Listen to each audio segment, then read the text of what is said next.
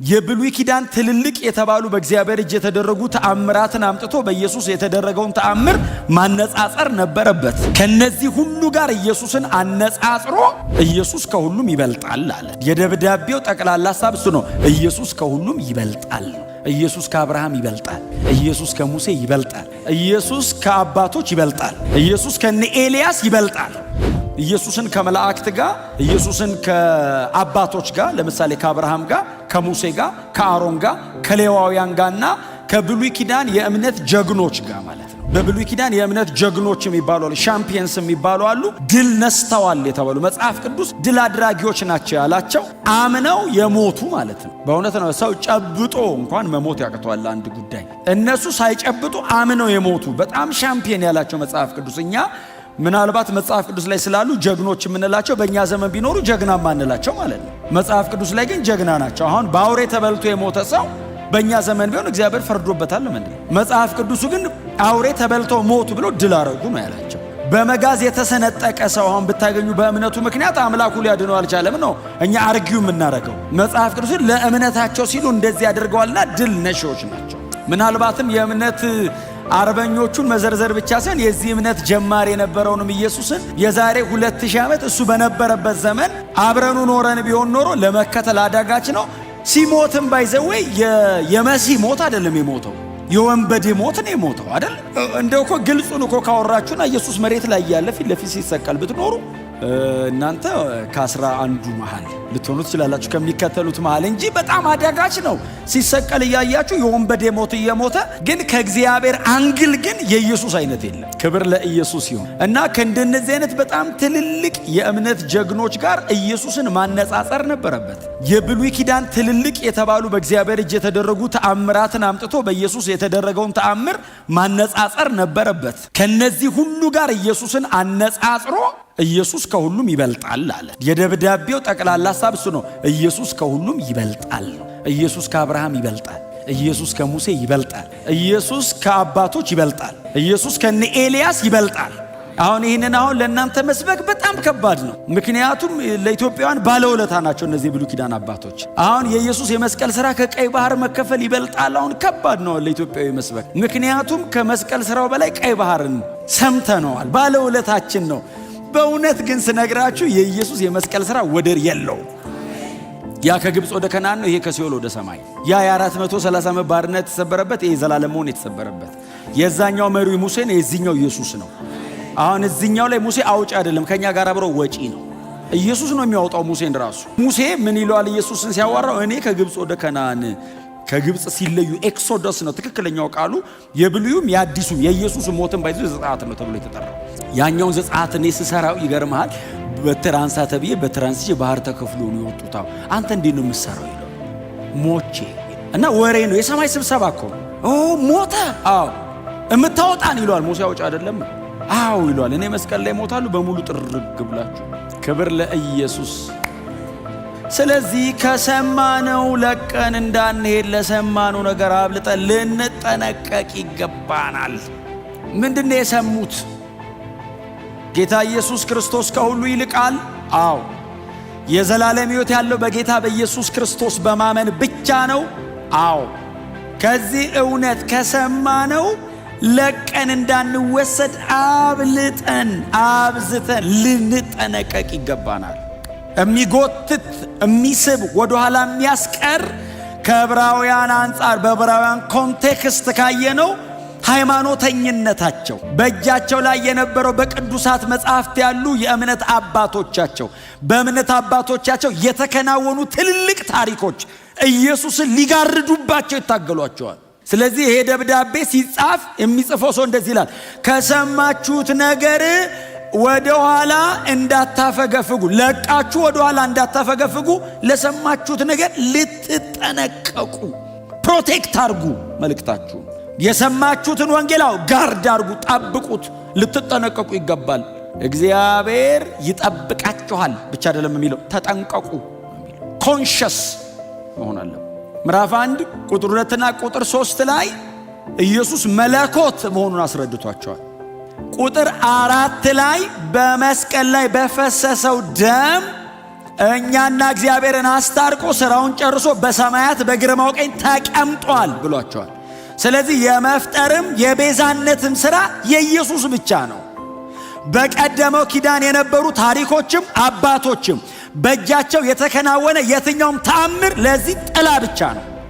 ኢየሱስ እንደሚመጣ ምልክት ነው እግዚአብሔር በአባቶች የሰጠው። ሊጋርዷችሁ አይገባም። ከሰማችሁት ነገር እንዳትወሰዱ አብልጣችሁ ተጠንቀቁ ይላቸዋል ይለናል። ከ2000 ዓመት በኋላ መልእክቱ ለኔ ነው። ከ2000 ዓመት በኋላ ዛሬ እሑድ ማለዳ እዚህ ለተሰበሰብን ነው መልእክቱ። የተለያየ በየግላችሁ እንደውሏችሁ እንዳስተዳደጋችሁ በጣም የተለያየ ኢየሱስን የሚጋርድ የግል ቻሌንጅ ሊኖርባችሁ ይችላል። እድል እንዳትሰጡ። በጣም ሃይማኖተኛ ሆነው ገዳማዊነቱ የሚያስጨንቃቸው አሉ። ዕብራውያን መካከል ሞናርኪዝም ያለባቸው ገዳማዊነቱ የሚያስጨንቃቸው አሉ። ነገርን በመደጋገም ብዛት እንደሚድኑ የሚያስቡ አሉ። ኖ ይላቸዋል። ኢየሱስን መጋረድ ነው። የኢየሱስን የመስቀል ሥራ ማቃለል ነው። ኢየሱስ ሲደመር የሆነ ነገር ይላሉ ዕብራውያን። ኢየሱስ ሲደመር አባቶች፣ ኢየሱስ ሲደመር የሕጉ ሥራ፣ ኢየሱስ ሲደመር ብለው የሚዘረዝሩት ነገር አለ። የቤተ መቅደሱ ሥርዓት ኖ። ከሰማችሁት ነገር በክርስቶስ ኢየሱስ ከተገለጠው ከዚህ ዘላለማዊ እውነት ፈቀቅ ሊያደርጋችሁ የሚታገላችሁ ካለ ቶሎ ብላችሁ አስወግዱት። የዚህ ደብዳቤ ጸሐፊ እንደ ምሳሌ ነው የሚያቀርብላቸው። እናንተ አዲስ ኪዳን ላይ ያላችሁ ደቀ መዛሙርት ናችሁ፣ ቅዱሳን ናችሁ ይላቸዋል። በመላእክት በኩል የመጣው ያ መልእክት አለመታዘዙ ቅጣት ካስገኘ ይላል። በመላእክት በኩል የተላከ መልእክት በመላእክት በኩል የተላከ መልእክት ብሎ የሚያቀርበው የሙሴን ሕግና የብሉይ ኪዳን አገልግሎትን ነው። እግዚአብሔር የመላእክትን መካከለኛነት አድርጎ ያከናወነው ሥርዓት ነው። እንዲያው በሎሌዎቹና በባሪያዎቹ በኩል በጣም ብለርድ እያደረገ የመጣው ያ አገልግሎት እሱን አለመታዘዝና መልእክቱን እምቢ ማለት ይህንን አይነት ቅጣት ካስከተለ ይላል በክርስቶስ ኢየሱስ ሥጋ መልበስና በእርሱ ወደ ምድር መምጣት የመጣው መልእክትን አለመቀበል እንዴት አብልጦ ቅጣት አያስከትልም? ብሉይ ኪዳን ቅጣቱ እዛው ነው። አለመታዘዝ እዛው ነው ቅጣቱ ብሉይ ኪዳን ላይ። መስዋዕቱም ቀላል ነው። ብሉይ ኪዳን በግ ነው የሚቀርበው። አዲስ ኪዳን እኮ በግ አይደለም እኮ ራስህን እኮ ነው የምታቀርበው። የብሉይ ኪዳን መስዋዕት እኮ ወይ በግ ነው እንደ አቅምህ ነው። በግና ማቀረብ የማይችል ከሆነ ደግሞ አሁን ለምሳሌ እነ ማርያም የኢየሱስ እናት የነበሩበት የኑሮ ደረጃ በጣም ዝቅተኛ ስለሆነ ዋኖስ ነው አይደል ይዞ የመጡት። አሁን በግና ማቅረብ ያልቻለ ሰው ዋኖስ ምናምን ይዞ ይሄዳል። እንደ አቅምህ ነው መስዋዕት። አዲስ ኪዳንስ አንተ ነህ የምትቀርበው። በጣም ከባድ ኮንሲኩዌንሱስ እንደ ብሉይ ኪዳን። አሁን ብሉይ ኪዳን ሰው ከበደለ እዚሁ ጋር ይቀጣል። ሰው ከበደለ አዲስ ኪዳንስ ሰብስቦ ዘላለም ነው። ያኛው አለመታዘዝ ቅጣት ከነበረው ይሄኛውማ ይላል እንዴት አብልጦ ቅጣት አይኖረውም ማለትና መልእክቱ በማ በኩል ነው የመጣው? በመላእክት በኩል የመጣውን ይሄው እጃችን ላይ ያለን ማኑስክሪፕቱ። በነቢያት በኩል በሕግ በኩል የመጣው ነው ይሄው እኛ ማንበበነዋል። ይሄኛው በማ በኩል ነው የመጣው ስለ አስቀድሞ በጌታችን በኢየሱስ ክርስቶስ ተነገረ። ይሄ የምስራች፣ ይሄ ወንጌል፣ ይሄ የእግዚአብሔር የንታረቅ መልእክታው አስቀድሞ የተነገረው በጌታችን በኢየሱስ ክርስቶስ በኩል ነው። የአዲስ ኪዳኑ መልእክተኛ ኢየሱስ ነው። የአዲስ ኪዳኑ ሰባኪ ኢየሱስ ነው። የአዲስ ኪዳኑ መልእክት ኢየሱስ ነው። ማመካኛ ራሱ የለንም። ክብር ለጌታ ይሁን። አልገባኝም እንዳልል ኢየሱስ ሥጋ ለብሶ እኔው አጠገብ መጥቶ ታንኳይ ውስጥ እየተኛ እምበላውን እየበላ በኔ ቋንቋ እያወራን ያስረዳኝ። በጣም ኢሊኩዌንት ሆኖ ምንድነው የምሁራን ቋንቋ አይደለም ኢየሱስ የተጠቀመው። በጣም ስኮላስቲክ አልነበረም አይደል? የኢየሱስ ወሬ በጣም ምጥቅ ያለ አይደለም። ኦርዲነሪ አሳጥማጅና ቀራጭ እንደሚገባው እያደረገ ነው ያወራው። ለታችኛው ማህበረሰብ ኢየሱስ ያወራ የነበረው ለሁሉም እንዲገባ አድርጎ ነው። በጣም ሲምፕል ነበር ንግግሩ፣ ቀላል ነበር። እሱ ሩቅ ነው እንዳንል ሰው መሃል ሊኖረው፣ ሰው መሃል ሊያደረው። በመላእክት መካከለኛነት የመጣው አገልግሎት በጣም ብዙ ምክንያት አለው ላለመታዘዝ። አንደኛ አስፈሪ ነው። በጭጋግ በምናምን ነው የሚመጣው። ተራራ እየነደደ ሰማይ መብረቅ ምናምን እያዘነበ ነው የሚመጣው አገልግሎቱ። ስለዚህ አላየውም ትላለ፣ ተደብቄ ነበር ትላለ፣ ቤቴ ተሰውሬያለሁ እንዴት አድርጌ ትላለ። ሩቅ ነው፣ መጠጋት አትችልም። ይሄኛው ግን መሃላችን ያደረው የኛው አይነት ሰው ነው የሆነው። ያወራውም በኒው ቋንቋ ነው። እንደውም የዚህ ደብዳቤ ጸሐፊ በደንብ ያስረዳናል።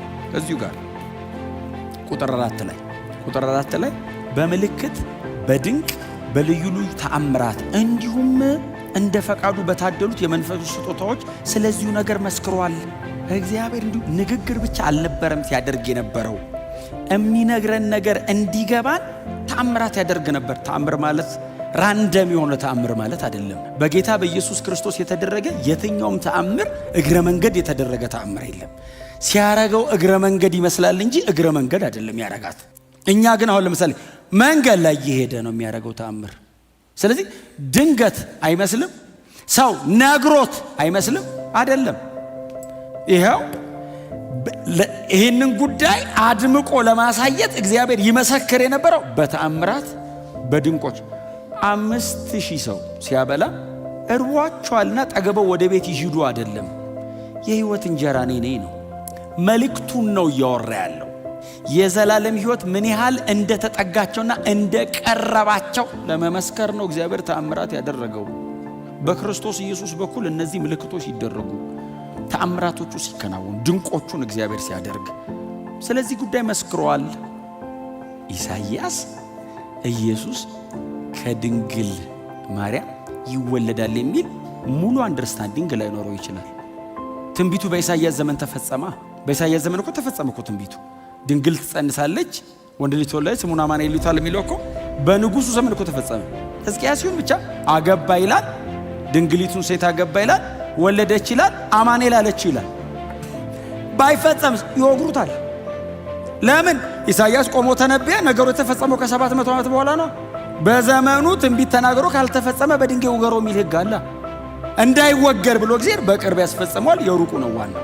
እንኳን አድማጩ አይደለም ተናጋሪው ራሱ ስለ ጉዳዩ ሙሉ ፒክቸር ላይ ኖረው ይችላል። እግዚአብሔር ምን እያወራ ነው ሙሉ በሙሉ መረዳት ላይቻል ይችላል። ስለ ኢየሱስ ነው ወሬው።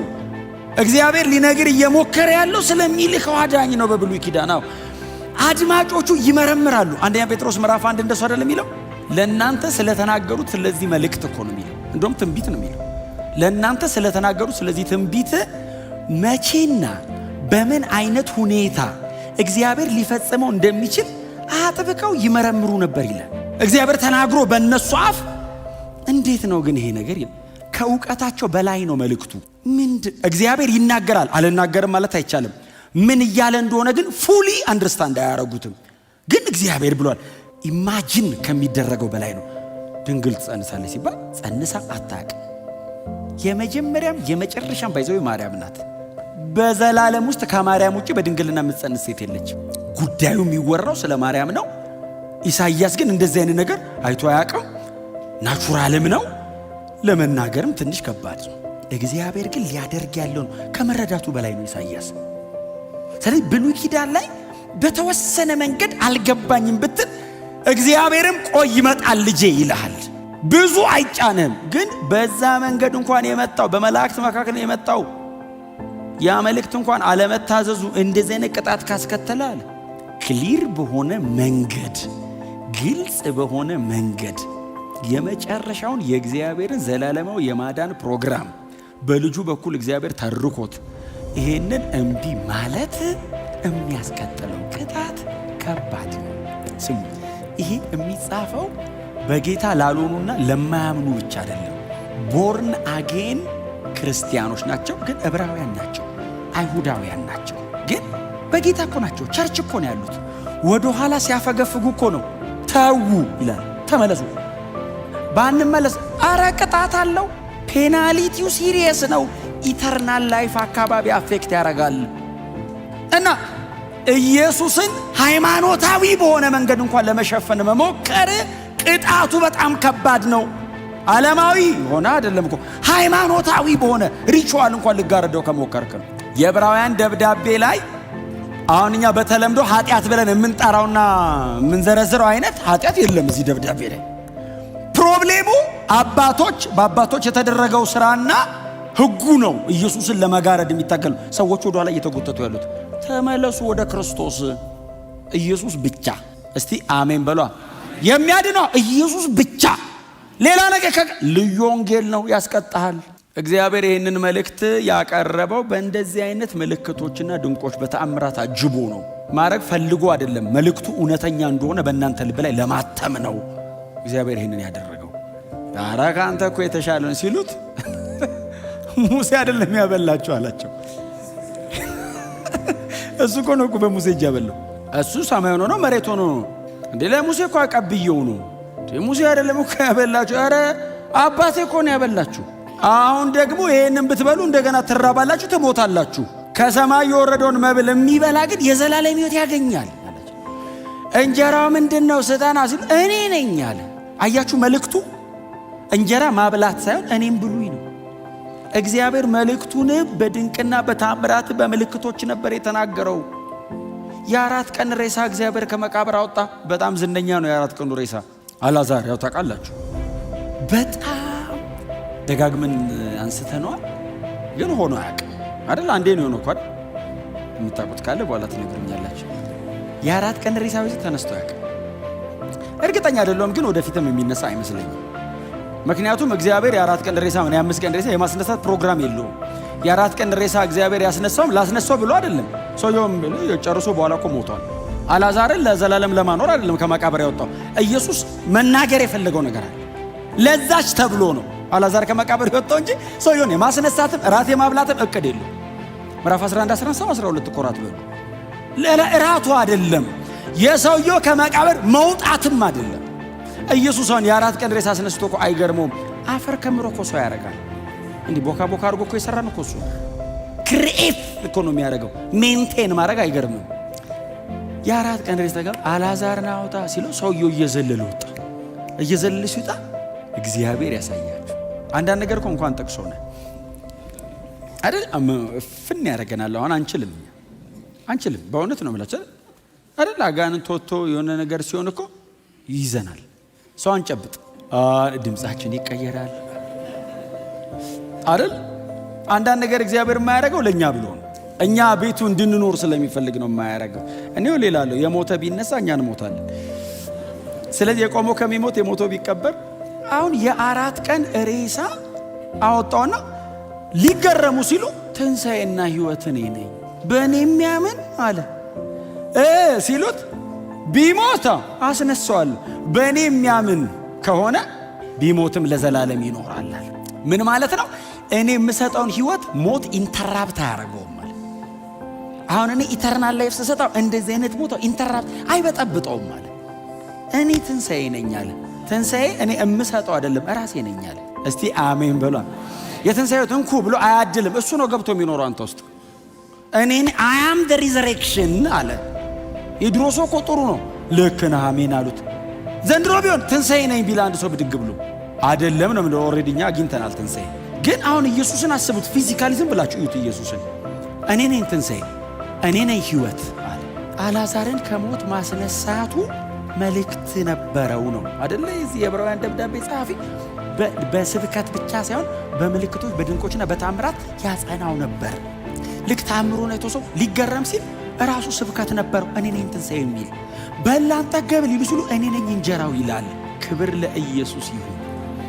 በውሃ ላይ ሲራመድ በፍጥረት ላይ የመጨረሻ ናቹራል ሎውን እምመራው እኔ ነኝ እያለ ነው። በውሃ ላይ እየተራመደ ወክ እያደረገ ሲመጣ ተራምዶ የሚያውቅ የለም።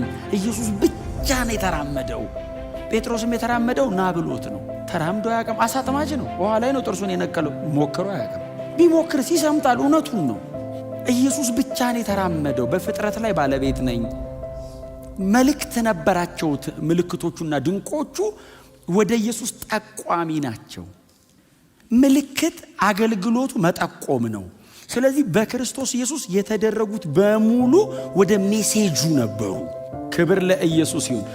ሚስ እንዳናረግ የብሉይ ኪዳን አባቶችና የተደረገው ስራ ብቻ ቆሮ አዲስ ኪዳን ምንድነው አሁን እየጋረደብን ያለው? እኛን ተአምር ኢየሱስን አይጋርድባችሁ? የሚደረግ አንዳንድ አክቲቪቲ ቸርች ውስጥ ኢየሱስን አይሸፍነው? የሆነ ተአምር ሲደረገው ከወንጌል በላይ ተአምሩ ከኢየሱስ በላይ የሆነ ነገሩ አይደምቅባችሁም? እሱም ከሆነ ከያዛችሁት ነገር እያፈገፈጋችሁ ነው። ተመለሱ። በጣም ሴንሲቲቭ ነው መንፈሳዊ ዓለም። እውነቴን ነው የምላችሁ። እንዲያው በግርድፉ የሚኖር ህይወት አይደለም። አውቀን ገብቶን ንቅት ብለን የምንኖረው ህይወት ነው። በልጁ በክርስቶስ ኢየሱስ ተነገረ አለ። ዋው ሲሉ ቀጥሎስ ደግሞ ምስክሮቹ በሆኑት ከሱ በኋላ ደግሞ በነበሩት ማለት ነው። እሱ 11 ነበሩት ሐዋርያት ብሎ የጠራቸው ደቀ መዛሙርቱ ማለት ነው። በእነሱ ደግሞ ተነገረ። ይህ ሲነገር በእነሱ ሲነገር ደግሞ በእነሱ ሲነገር ጌታ ኢየሱስ ክርስቶስ የሞተ አስነስቷል፣ ጌታ ኢየሱስ ክርስቶስ አርጓል ብቻ አልነበረም ማለት ስብከታቸው። እግዚአብሔር በእነሱ በኩል ደግሞ ይመጣ የነበረውን መልእክት በምን አጸናው አለ? መንፈስ ቅዱስን በማደል። ኢቭን የመንፈስ ቅዱስ መታደል ይህንን መልእክት ለማጽናት ነው። እግዚአብሔር አስቀድሞ በአባቶች ተናገረው አለ፣ በልጁ መጥቶ አጸናው አለ። ልጁ ጋር ነው ሴንተሯ። ይሄንን ደግሞ ኮንፈርም ሲያደርግ በአባቶች በኩል መንፈስ ቅዱስን እያደለ እንደወደደ የጸጋ ስጦታዎችን በመንፈስ ቅዱስ አማካይነት አካሉ ላይ እያፈሰሰ እግዚአብሔር መስክሯል። መዳን በክርስቶስ ኢየሱስ ብቻ ነው። እስቲ አሜን በሉ። ሌላ የለም። በእውነት ነው የምላችሁ፣ የለም። ዝግ ነው። እኔ ጴንጤ ስለሆንኩ አይደለም ይሄን የምናገረው፣ በእውነት ነው የምላችሁ። ግን እውነቱ ይሄ ብቻ ስለሆነ ነው። በጌታ ቤት ያለን ረጅም ዘመን የቆየን ይህንን የምናምን ሰዎች አጥበቀን እንያዝ። አጥበቀን ሌላ መልእክት አይኑራችሁ፣ ሌላ ርዕስ ሕይወታችሁ ላይ አይኑር። ኢየሱስ የተሰቀለው፣ እኛ ግን የተሰቀለውን ክርስቶስን እንሰብካለን። አጥብቃችሁ ያዙ።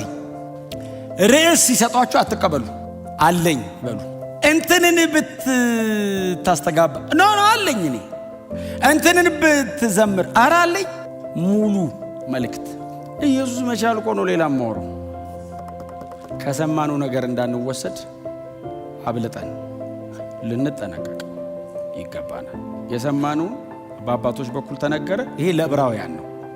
እኔና እናንተ ከክርስቶስ ኢየሱስ ጀምሮ ያለው ግን ይመለከተናል ቀጥታ። ብሉይ ኪዳን አይመለከተኝም፣ አባቶች የኛ አይደሉም፣ የአባቶች አይሁዳውያን ነው ብንል በልጁ አለ። ይሄው መጣ። በክርስቶስ ተነገረ። እግዚአብሔር በልጁ የተናገረን ምልክትና ድንቅ ተአምራት እያደረገ ብቻ አይደለም። ኢየሱስ እነዛን ተአምራቶች እያደረገ ተናግሯል። አዎ ይሄው መጽሐፍ ቅዱስ ያረጋግጣል።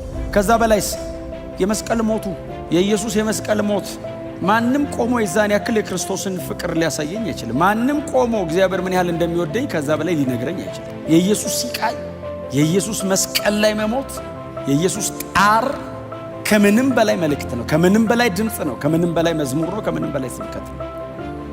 እውነቴን ነው የምነግራችሁ። ማንም በምንም መንገድ ቢያስረዳን ኢየሱስ ስለ እግዚአብሔር የነገረን ያክል ያስረዳል።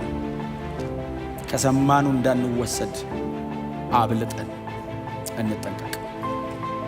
ይህንን እውነት እኔ ጋር እንዲደርስ ኢየሱስ መስቀል ላይ መሞት ጠይቆታል። ይሄ እውነት እኔ ጋር እንዲደርስ ኢየሱስ መቀበር ነበረበት። ይሄ ዘላለም ሕይወት የሚያስገኝ እውነት እኔን እንዲያገኘኝ ኢየሱስ ከሞት መነሳት ነበረበት። እግዚአብሔር የመጨረሻ ኃይሉን መልቀቅና ማሳየት ነበረበት። አልቲሜትሊ የእግዚአብሔር የመጨረሻው ኃይል መገለጥ ነበረበት እኔን ለማዳን። ኢየሱስ ራሱን አዋርዶ መስቀል ላይ መሞት ብቻ ሳይሆን የእግዚአብሔርም ኃይል መታየት ነበረበት። እግዚአብሔር ፍጥረትን ተፈጠረበት የሚበልጠውን ግዙፉን ኃይል ልጁን ለማስነሳት መጠቀም ነበረበት። አንድ ግለሰብ አይደለም ከሞት ያስነሳው እግዚአብሔር፣ አንድያ ልጁን ነው። ቀጥሎ ሞትን ነው ድል ያደረገው። ስለዚህ የትንሣኤ ኃይል ተጠይቋል እግዚአብሔር። አያችሁ፣ የዋዛ አይደለም ማለት ነው። እኔ በ3 ደቂቃ ንስሐ የምቀላቀለው ብቻ አልነበረም። እንደዚህ የቀለለልኝ ከባዱን ኢየሱስ ሄዶት ነው እግዚአብሔር። ይሄም ደግሞ አልበቃውም። በልጄ በኩል ተናግሬያለሁ በቃ አላለም። ኢየሱስ ክርስቶስ ደግሞ ለአባቶቻችን ይህንን ወንጌል በእጃቸው አስይዞ ከፀሐይ መውጫ እስከ መጥለቂያ ሲልከው እግዚአብሔር ለዚህ ማረጋገጫ መንፈሱን ደግሞ አደለ። አያችሁ፣ አብ ሲናገር ቆየ፣ ወልድ መሬት ወርዶ ሰብኮ ስራችንን ጨረሰ። እሱ ሲሄድ እግዚአብሔር ይበቃል አላለም። እግዚአብሔር መንፈስ ቅዱስ ደግሞ ወረደ። ዲቫይን ኢንተርቬን ያደረገበት ህይወት በጣም ጥሩ ሰዎች ተጠንቅቀው የጻፉት ታሪክ አይደለም። ቅንጅት ታርገው ያስቀመጡት ታሪክ አይደለም። ስድር ያለች ታሪክ አይደለችም። አምላክ መሬት ወርዶ የኖረው በእኔና በእናንተም ውስጥ ደግሞ መንፈስ ቅዱስ አድሮ ይሄው እያረጋገጠ ያዙ ወንጌልን። ክብር ለኢየሱስ ይሁን። አንዳንድ ነገር ከዚህ በላይ አልፌ መናገር አያስፈልገው። ይሄ በቂ ስለሆነ በጣም ብዙ እንደ ቤተ ክርስቲያን ነቅተን መመለስ ያለብን ወደ ወንጌል። አሳይመንታችን ወንጌል። ሰምታችሁኛል? አሳይመንታችን ወንጌል። ስለዚህ እግዚአብሔር የሰጠንን ጨርሰን እንሄዳለን። ወንጌል አትደራደሩ። ወንጌል የሰማችሁት እውነት የዘላለም ሕይወታችሁ ከሕይወት የሚበልጥ ነገር የለም። ይህንን ሕይወት ያገኘነው በእግዚአብሔር ቃል እውነት ነው ሰምተን። ስለዚህ በሌላ ነገር አትተኩት፣ እንጠብቅ። ክብር ለኢየሱስ ይሁን። የሰንደይ ሞርኒንግ ቁጭ ብለን የምንሰማበት ስለሆነ እንደዚህ አይነት መልእክት የምነግራችሁ። በቃ ተጠንቀቁ፣ ተጠንቀቁ። ለሰማችሁት ወንጌል ተጠንቀቁ፣ እንዳታዘርፉ። የመጣ በሙሉ ይዞ አይሂድ ከውስጣችሁ። የፈለገውን በሙሉ ላያችሁ ላይ አያፍስስ። ኖ ሙሉ ነው እሱ። አንተም ብሎ ሲመጣ ተይዟል ብሎ ይለፍ። ማስገቢያ የለውም። የተሰቀለው ክርስቶስ የሚል ዝግ ነው የሱ። አሜን ነው። ታክ ወዳችኋል። በእውነት በጣም ጥሩ ናችሁ።